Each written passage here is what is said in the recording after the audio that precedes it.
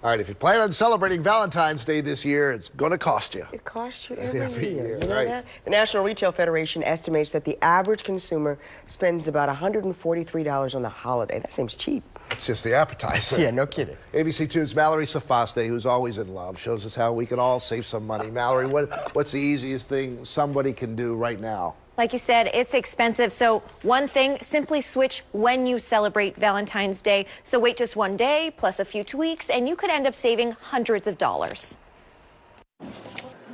It turns out love does cost a thing, and on Valentine's Day, it could be a small fortune.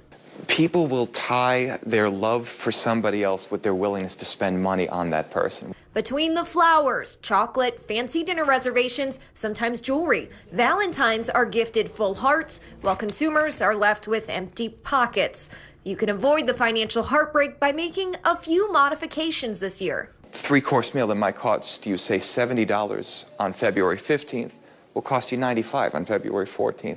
So if you want to save, just bumping the day off a little bit makes the demand go a lot further down, makes the prices a lot lower as well.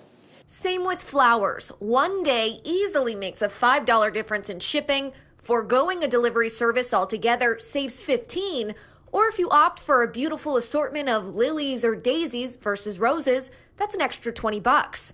Also, don't fall so easily for the advertised savings. Of course, you're going to make it up in delivery costs, and if the prices spike by $40 and then you cut the price by $20, really, what are we saving here? The National Retail Federation found that consumers plan to spend about $88 on gifts for their significant others, around $143 total.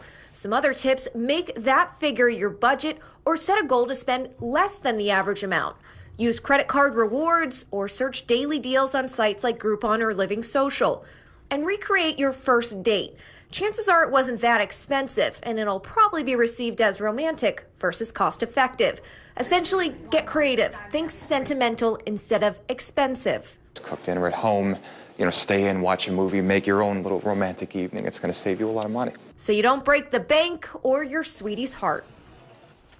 And avoid buying jewelry in the days leading up to Valentine's Day. Instead, buy when there are better deals, like around the holidays. Credit cards are also offering specials, so be sure to check their promotional offers. And most importantly, if you do decide to celebrate several days late or early, make sure your partner is on board with this plan, or you may be spending your holiday alone.